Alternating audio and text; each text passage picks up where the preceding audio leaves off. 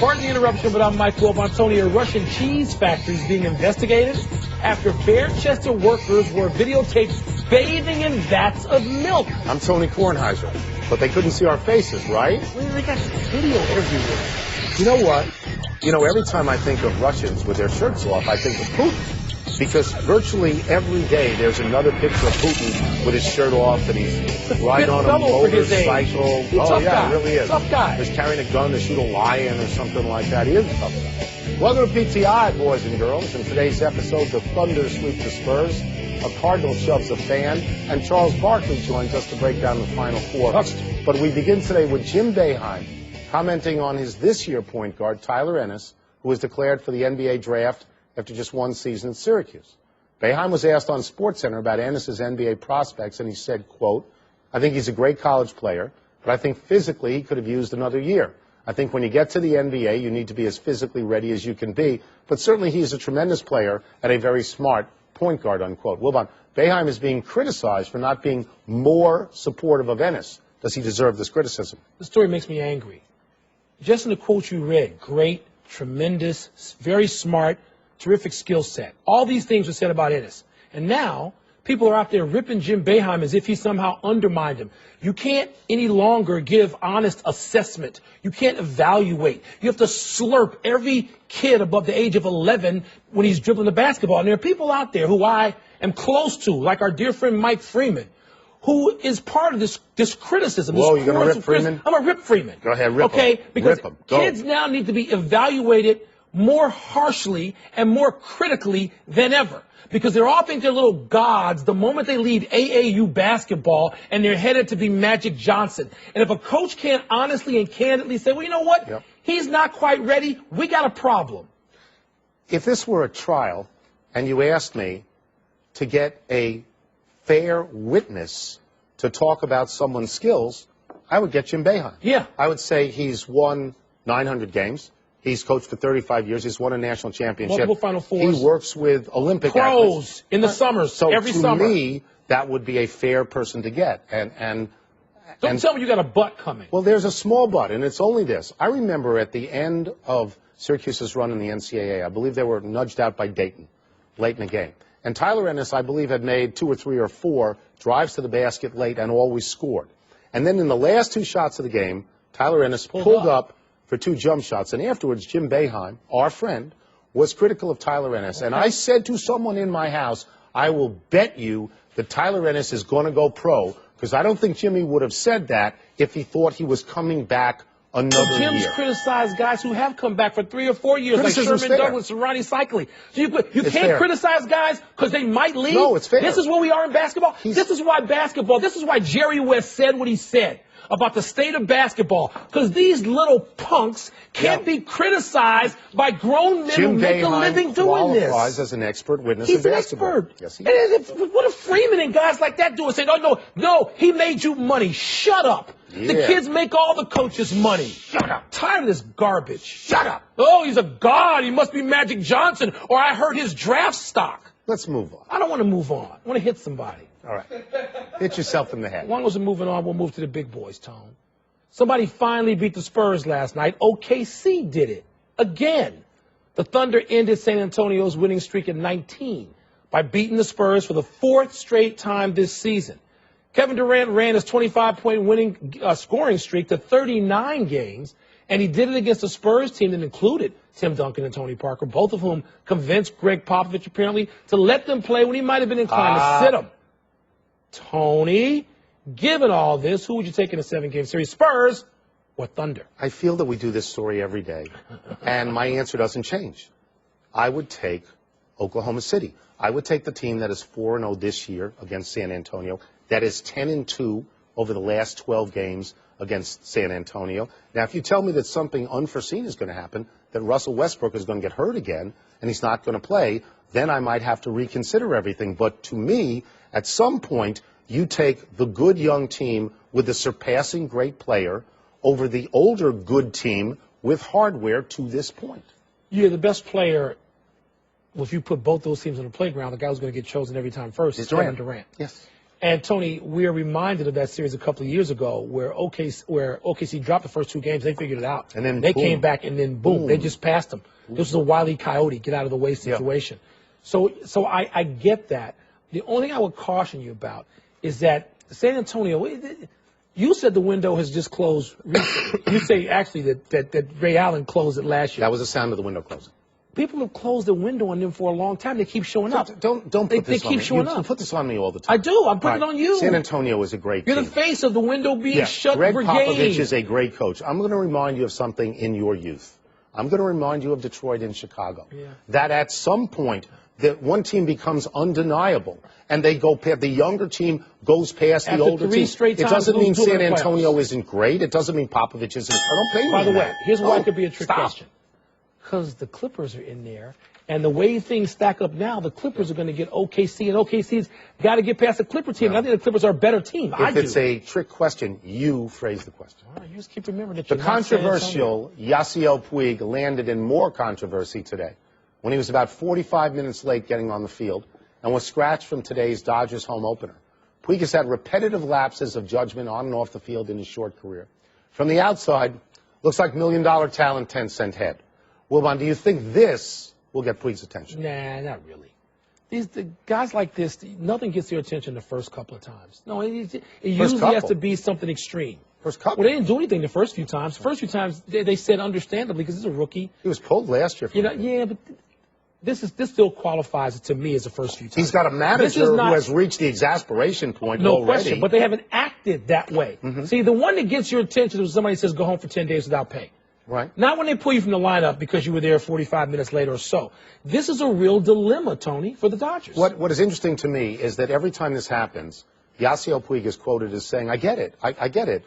Take care of me. Watch me closely. Help me with this. I'm there with you. Yeah. And then the next time it happens, it just happens. I think you got to take a yellow legal pad and you start writing down the infractions. And when you get to the place at the bottom of the pad where it says, gots to go, then you have to make a decision. Because at that point, you would have filled in 20 to 25 lines on a pad. You got to do something before then. Well, you got. I'm talking about the gots to go. You got to keep doing this. We're before that. But at what point do you say? Because there are great players who go somewhere else. Yes, they do. And he's a great player. Didn't one just get forced out of the Philadelphia Eagles? Didn't he have to go somewhere else? Well, I'm thinking of guys like Dick Allen. A long, long time ago. He's great talent. You're going to stay in baseball. Okay. Yeah, I'll stay in town. And he played for a lot of teams. Tony, I think at some point the Dodgers are going to have to sort of step out there with an outsized punishment. One that sends Puig into a craze and he's going to want to sue people and leave town and get in his car and go 130 miles per hour in a 30-mile zone. All of which he's done. All of which he's done. But he's going to want to do all of that at once. Right. And the Dodgers are going to have to force his hand in that way. And that's just sad. But I'm skeptical. I don't think he's going to get it for a while yet, and neither do you, apparently, because you got a legal pad. Well, I would start with the legal pad. And again, I would do that thing that I talked about last week, that I would make sure that I have somebody on the team who is completely fluent and conversant in Spanish and in Yasiel Puig. He can't claim, I didn't get it. And they talk. No. They talk, because that's not going to be Mattingly. We got controversy, Tony, about a sports magazine cover and a model wearing a bikini top. Ooh. No, not Sports Illustrated or the swimsuit issue, Golf Digest. Paulina Gretzky, daughter of Wayne and Janet, is on this month's cover, and real professional golfers, women, are not particularly happy. And Angela Stanford says she understands that sex sells, but added, quote, the LPGA has some attractive and very fit women, so why not use them? Close quote. Tone, do the women who play professionally have reason to be annoyed by this? I understand why they're annoyed by this, but let's take this down to the basics. This is a magazine we're talking about. It's not the LPGA in-house magazine. It's a for-profit magazine, Golf Digest. They're in the business of selling magazines, okay? They're not there to boost the LPGA. Now, the easy answer is to say, then get somebody from the LPGA who's going to pose like that. I reject that answer. Why? Because you don't want to get sucked into that vortex of just selling sex. It's a mistake. That's what they're doing. The LPGA has to go out. They are a product. They have to sell a product by being excellent golfers, good public relations with people who go to watch the tournaments, build the product. Jan Stevenson did this. You remember that? 40 years ago. And so now what, there's not more sex selling? I mean, you're being preposterously old-fashioned about this. I don't think you want to force one of the women golfers. Who says force? I've watched the LPGA, and there are really attractive women dressed, I'm not going to say provocatively, they are hot, and they know this when they come out there and play. They dress like this in every round. You know what so why not put one of them on the cover? The Golf Digest ought to get Jason Duffner and they ought to put him in tights and you know, a tank top. I don't want to and see see if I don't everybody will make them. fun of him. I don't. Don't force the women You athletes keep going to force. to do something. What did you? That Are you listening to Angela Stanford, who says there are women on this tour you can do that? You say force. That's right. I do. So you're not watching. I'm watching. I go to women's events. I go to them. So you know you what and I have been the only people there because you have to sell the product. You don't sell the product with that kind of sizzle. Parts of the product you sell. You can sell all parts of the product. You are reducing women to a cultural stereotype when you do that. You sound like Aunt B now. No, actually. You really do. Actually, I don't. Actually, you do. I don't. You sound like Aunt B. I reject that. I know Aunt you do. Matt Adams, it's true. The bulky St. Louis first baseman, went into the stands in Cincinnati yesterday to go get a pop fly. A Reds fan beat him to it, and afterwards, Adams nudged him with his glove, perhaps in anger. The fan reacted by becoming a preening schmo, but he had the ball. Wilbon, was the Reds fan in the right to taunt Adams? Standing ovation for the Reds fan and Really? all the others. Yes, yes. You went into the stands, my province. I paid for these seats. And you brought your big musty body in on me. Right. And you should have hit your head on the concrete. That would have been funny. And you reached in and you couldn't get the ball because I snatched it from you. Get up out of here. Get up out of here. Finger at least. Middle finger salute is required. He should have given him the double dose. I'm going to give you this. Get out of here. I'm going to give you this. The fan did not lean over. He didn't. He stayed in his zone. Yeah. He reached straight up and he got the ball legitimately. I don't think he had to react in quite that way. But the guy. Let me ask you the question that you're waiting for. What? Okay, the difference between this and Bartman exactly is what? Bartman was out of his lane. So that's right. So he leaned over, and so it's different. This guy thumped him. He popped him with a glove. It was okay. It wasn't he didn't assault him. Once you make that aggressive, here's what I want. What do you want Adams to have to go. I want Major League Baseball to order him to, in the offseason, so November 1st, go to that fan's hometown and drive him to work one day. That is embarrassing. That's ridiculous. Do something. Why do you have to put your glove on the guy? Why do you have to give the guy the finger and then taunt him? The finger came after the glove. The fan had the ball. He had the fame, he had the ball. Good. They don't thump anybody with your glove. You're like a chump going after a fan. Let's take a break. He got a ball coming up. What if the fan had on a tank top? Who does Charles Barkley see reaching the national title game? We will ask him. The tank top have to do it. And later, is any team going to pay big money for the newly unemployed Chris Johnson? No, that's just a quick answer. Big money? No. Big money, no. The Final Four starts tomorrow, but we're giving you Charles Barkley today. Our favorite Turner Sports analyst joins us now from scenic North Texas. Dallas. Most of us call it Dallas. Here we go, Chuck. Be honest. Honest. It'll be a disappointment if we don't get Florida and Kentucky in the final, right? You know, I think from a television standpoint, it might be a little disappointing. But, man, that Wisconsin team, they're fun to watch, and they got a great coach. That's going to be a much better game than people think it's going to be. I'm rooting for the Cheeseheads. Let's just get that straight right up front. But, Charles, if you're John Calipari, given all you've had to put up with Big Blue Nation, and you win it all, don't you just walk after this and say, you know what, I've had enough of you people, I'm out of here? No, I think it's something he's got to consider. You know, they think he's going to go to the Final Four every year with new players. Those are really unfair expectations. I know one thing. That guy is a hell of a coach. He is a hell of a coach. To get this team, his team has improved probably more than any team, obviously, in the country this year from November to March. And he's done a fantastic job. He deserves a lot of credit. He's getting a lot of credit, and those expectations, to be fair, that's what he does. He recruits freshmen every single year. That's what he does. That's his move, right? Yeah, they win, too. All right. Chuck, what do you make of former NBA player Kevin Ollie and the job that he has done at Connecticut? You know, I think he's done an amazing job. You know, he's still a young coach. To take over from a legend like Coach Calhoun and to get to the Final Four this quickly, I think it goes without saying he's done a remarkable job. He's a great guy also, but his coaching, he's done a really good job to get his team to the Final Four this quickly.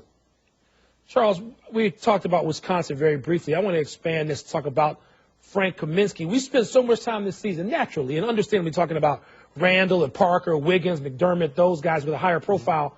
But is it possible that Frank Kaminsky, who's flown under the radar could have as big a role in the NBA as those guys? Let me tell you something. Comiskey is a terrific player. And I don't think people, until Wisconsin got to the Final Four, I don't think people really paid him any attention. Clark Kellogg said from the beginning he had him coming to the Final Four. I actually originally had them losing to Arizona, and I changed my mind when I looked at the matchups. They couldn't match up with him, but he's going to be a heck of a player. He just got to get a little stronger. He's a little light in the cakes right now. I hope he stays in school one more year, but he's a terrific player. All right, we get to the point where we've got to ask you about this foursome. You talked about juggling picks at various points. We know who the four are. Who have you got winning and why? I picked Florida to win it all. I still feel like they are the best team. I think they have the best combination of young players and older players. What the tournament is turning into now, and you see some of the teams, it's the young kids against the veteran teams. And I'm going to go with the veterans of Florida. Wait. Are you picking Florida against Kentucky, or are you picking Florida against Wisconsin? Oh, I don't know who's going to win. I'm picking Florida to win the next two games. I think they're the most complete team. I think they've been the most consistent team all year. So I'm picking Florida to win the whole thing. Tony? You know what? I want Kentucky on this theory. And the theory that it's the Georgetown-Villanova theory. They have lost 3 times to Florida, the last time by just 1 point, Chuck. I think if you get a team a 4th time, it's really asking a lot to go 4-0 against a team in one season, don't you think? Tony, when I was a teenager, I used that theory to fight a kid named Darnell Miles. Yeah. He beat me 3 days in a row. Yeah. And I said my luck had to change on the 4th day. You know what? He beat the hell out of me on the 4th day, too. All right. The Darnell Miles theory, it will forever be known. Let that apply maybe to San Antonio and OKC, too, so be careful, Tom. All right, this is your last question. Bruce Pearl, now the men's basketball coach at your alma mater, Auburn.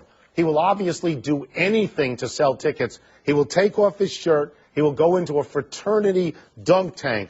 What are your expectations? Because I'm sure you love Bruce Pearl. What are your expectations of him to coach Auburn?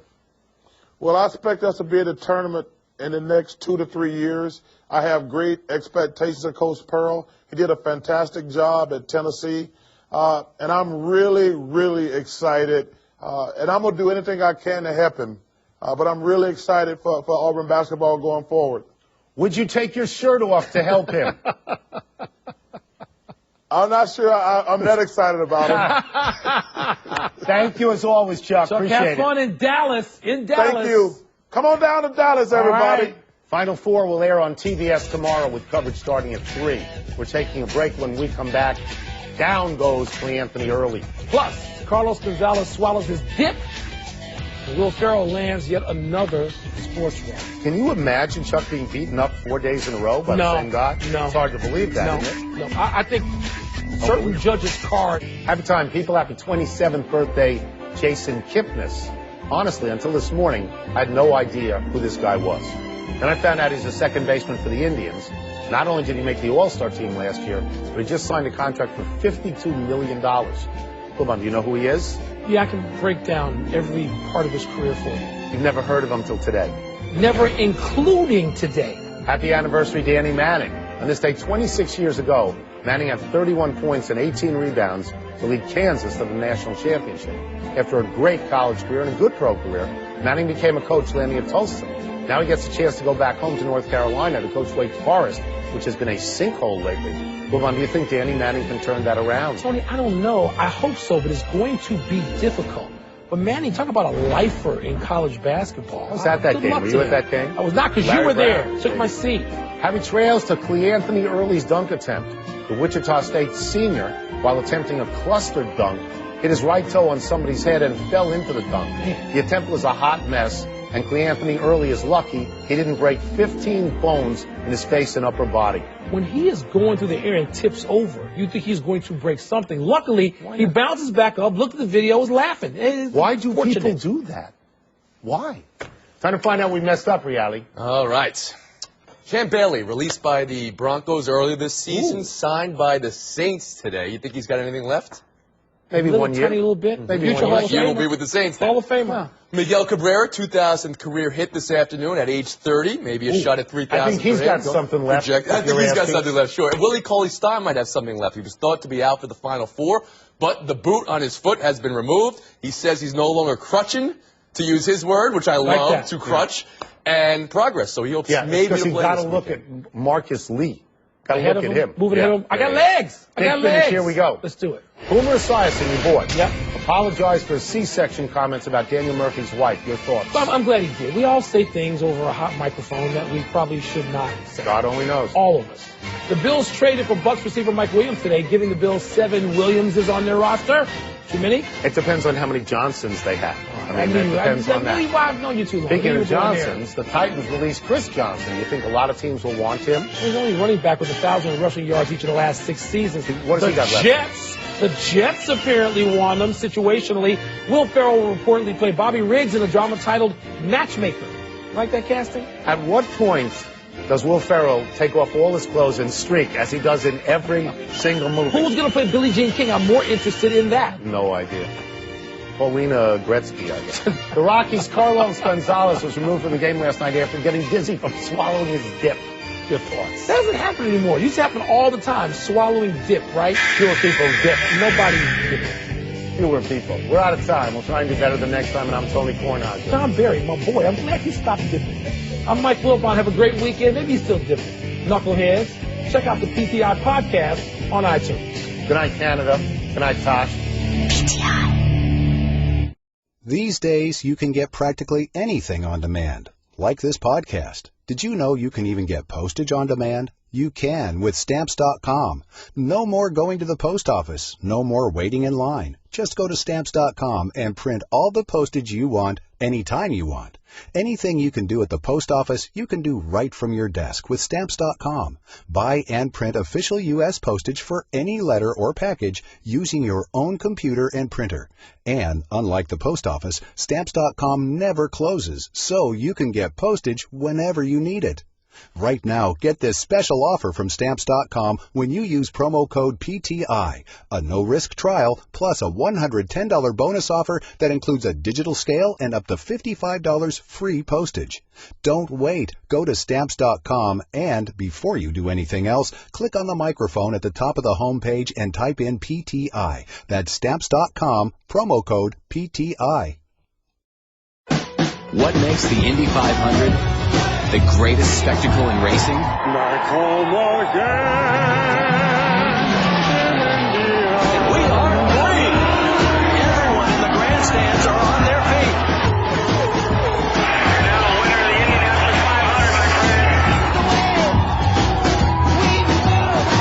the Indianapolis 500, my friend. The Indianapolis 500, Sunday at 11 a.m. Eastern, 8 a.m. Pacific on ABC.